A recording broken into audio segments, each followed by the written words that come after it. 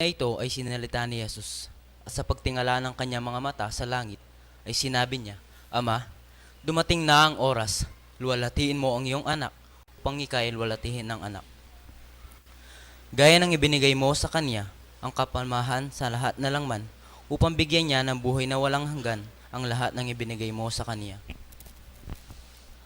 At ito ang buhay na walang hanggan, na ikaw ay makilala nila, na iisang Diyos na tunay, at siyang iyong sinugo sa makatuwid bagay si Yesu Kristo. Niluwalhati kita sa lupa pagkaganap ko ng gawa na ipinagawa mo sa akin. At ngayon, Ama, luwalhatiin mo ko sa iyo rin ng kaluwalhatihang aking tinamo sa iyo bago ang sanglibutan ay naging gayon. Ipinahayag ko ang iyong pangalan sa mga tao na ibinigay mo sa akin mula sa sanglibutan. Sila'y iyo at sila'y ibinigay mo sa akin at tinupad nila ang iyong salita. Ngayon ay nangakilala nila na ang lahat ng mga bagay na sa akin na ibinigay mo ay mula sa iyo.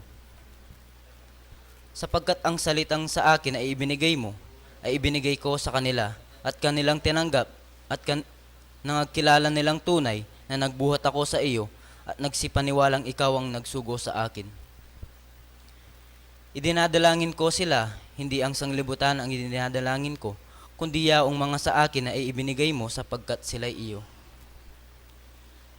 Ang lahat ng mga bagay ay iyo, at ang mga iyo ay akin, at ako'y lumalhati sa kanila.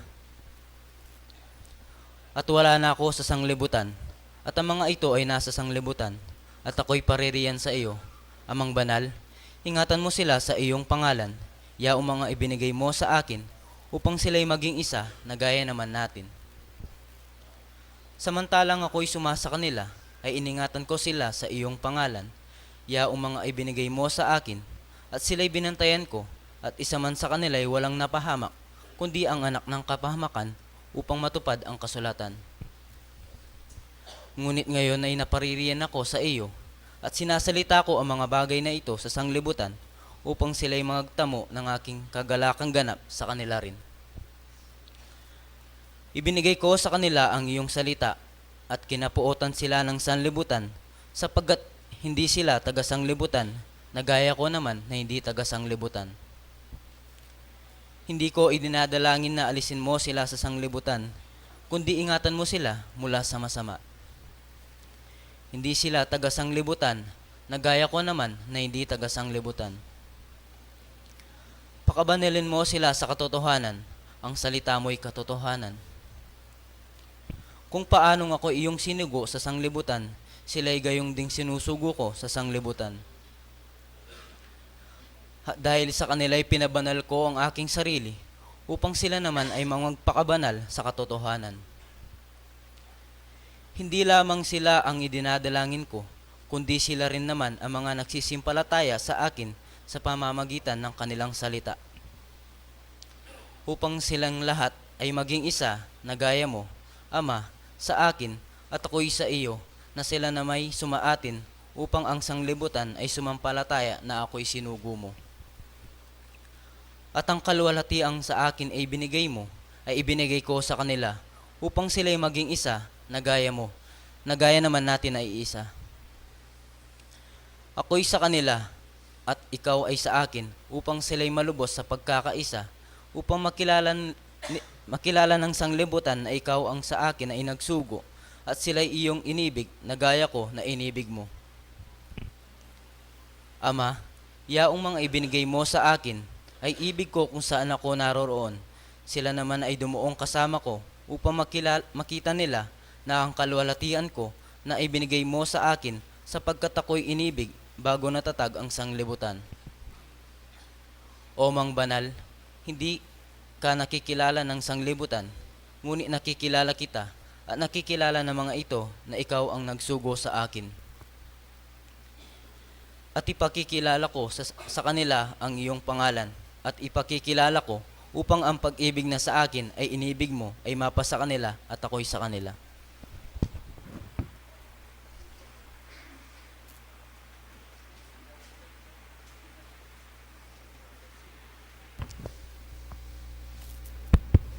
Ikuha pong keng luwal Tugob na ko po, magkumpisata na po. Manalangin tamo po mamaya pa tamo. Mga good, aki kami pa. Muna po pasalamatan na ka ngining abakay ti Diyos ko ikiyang ampong sabalang may kakapatad. Ginoo, salamat po karing pagulo mo pong biyake kami ampong sikanan, king kilob na po ni Aldo. Ginoo, ngining abakay ti Diyos ko, miras na naman po yung kekeng pamanyamba, ampong pamipuri kang ngining abak. Diyos ko, sana ragugan at may pong pamalaan din kekeng balang sarili, ampong kaisipan ngining abak. Diyos ko, salamat po ngining abakay ti Diyos ko, ikiyang ampong sablang may kakapatad. Miras kayang ampong kapayapan, kining santuwaryo ng iti pong kakampiyapanwanan. Ginoo, sana po ngining abakay ti, nginirugong mag-aral kami, binaning eskwelaan. Diyos ko, saragoy pa, ganap may sapong pamalaan, o panimunan ng balang metong kaya kami ngining abak. Banang kanita, Diyos ko, reta pong paksang kaya kaming pag-aralan, makanyang narugong mirapok, karindulang dapurin kaya kayang puso ang pong kaisipan ng ngining abak. Ginoo, ngini pong abakay ti Diyos ko, sarago ikiyang ampong sablang may kakapatad. Bendesyonan mo kayangan po, malipat po ka rin mayuntang sablang kay nakan sablang membro, ang gana po rin talapagobro, kinkikiyang kasalpantayanan. Ginoo, sarago, puklor mo kayangan po kitang mapali mong lugod, may kakalagod siya sapo yung metong at metong milako sarago itang pamidaki, karinkikiyang balang sarili. Ginoo, ngini pong abakay ti Diyos ko, ang gana po rin kikiyang sablang kapatad. Pinili mo po ka rin dakal, Diyos ko, saraguik pa ganap may sapong pamalanting karyalang puso ang pong kaisipan ng ganing abakay ito ganung nuklukan di po yung kalam Diyos ko, saraguik pa ay bating puting karyalang sarili ang pong kaisipan ng ganing abakay ito kining banal na pong tungkulan kaya ka ban kanita Diyos ko, itang kaya kang pangakong Espiritu Santo, bag niya pong turo ang pong tumahit kaya kami ng ganing abak maliaring milisya karin tuntunan kaparapat mo kaya kami. Ipangin nga ba kay ti Diyos ko, yung minupugi sa nansali. Sayan sambit lang ding balang nalamanda, din kayang puso, pong kaisipan. Diyos ko, ikapubalong mula. Ipayla po rete din kayang samu kaya ka. Ang nga ba kay Diyos ko, makanya mga pong tanggapan. Antila pong mabangalong ngayon, kimunal mong harapan tanggapan. Mineman po itang palmong bendesyo ng pong pamipala. Ikasapong magaring kaya bemi manabat ng ngining gamang po king wakas. Iyan nasa po. Salamat po.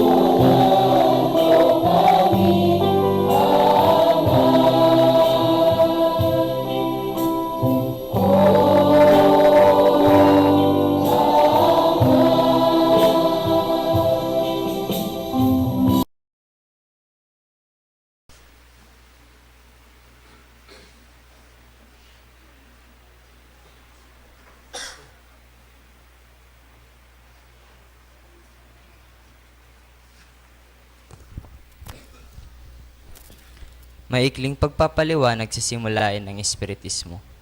Ang Espiritismo ay karunungang nauukol sa uri, simula, at patutunguhan ng Espiritu at sa pakikipag-ugnayan ng daigdigang nakikita o materya sa daigdigang hindi nakikita o Espiritu sa pamamagitan ng talaytayan o medium.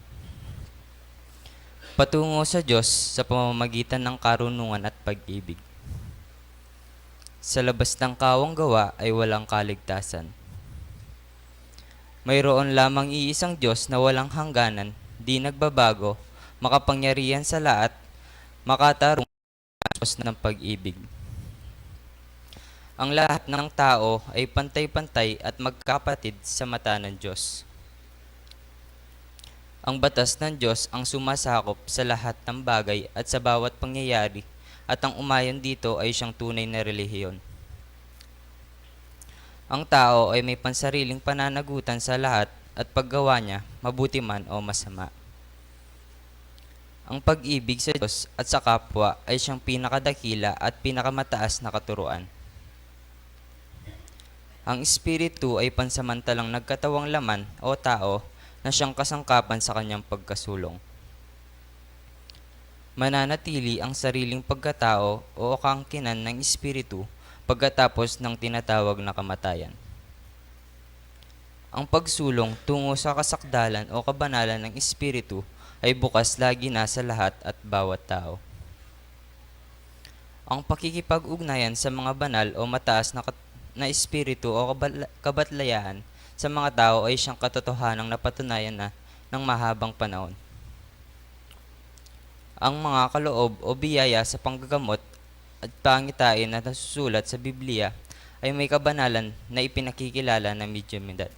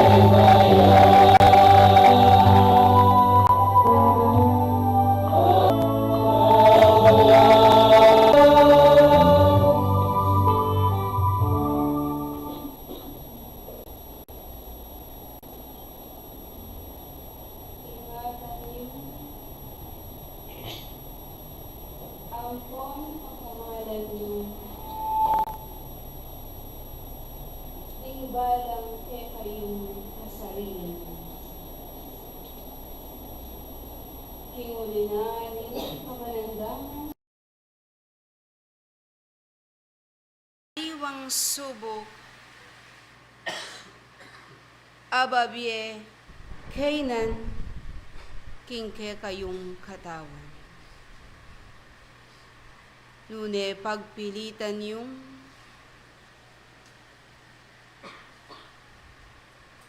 ning pamamintuyo hanggang katuliran ampon katutuan.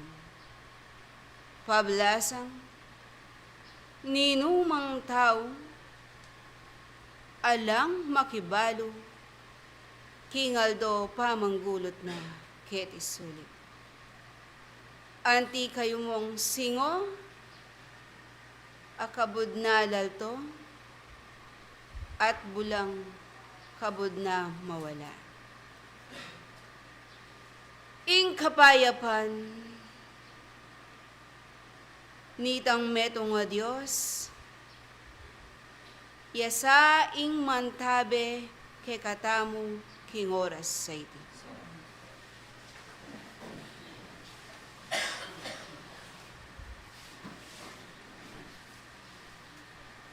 Kaya bakan yung iti, pasibayo, miugne-ugne kayo, kinguli na ning metong apanandam, metong apaksa,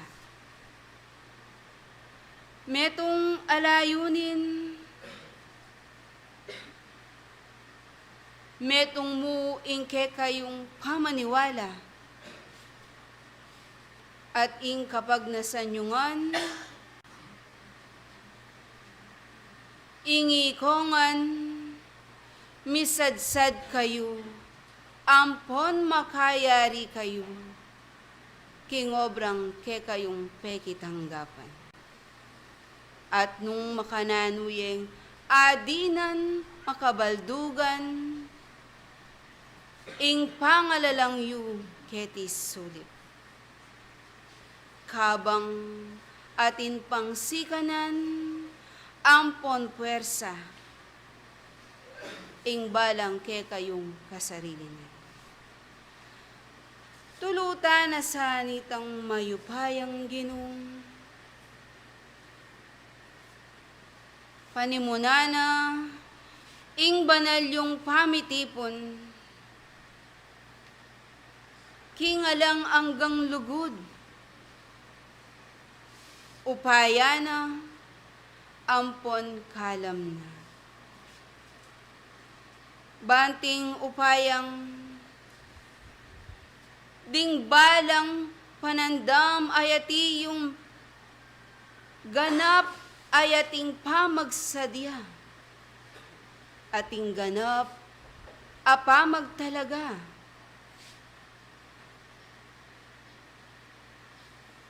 Ing mirinan lang, kayablasan, ing nanuman karelang panandaman. Karamdaman o nanumang subok, adaratang king karelang mi. Tulutan na sanitang mayupayang ginoo, ibalabal ne itang wagas ng kabyasnan. At makanyan lang, ibusniding ke kayong dapukanan. Kanita itang tinapeng alang kabalwan yung, ampon kakilala yung, ampon makisan metong, king mayap ng layunin ampon prinsipyo nitang metong nga Diyos, ing Diyos man. Makisan metong ya, karetang anak ng tune, ating matapat, apamamintu, ganap, apamanlakad, tunay ang tutuki kagulutan ng Kristo. Banting upayang apatutuana ng ketang metong a Diyos. Aking kayang pangalalang ketiking yato. Adi na ng makabaldugan, ingbe ape parang mo. Uling kabalwan niyo at nga naning ebanghelyo, ing Diyos delangane ing taong ibat king alikabo. Pengis nawanane, kingarong, at mengis nawaya ing tao king be at iti meging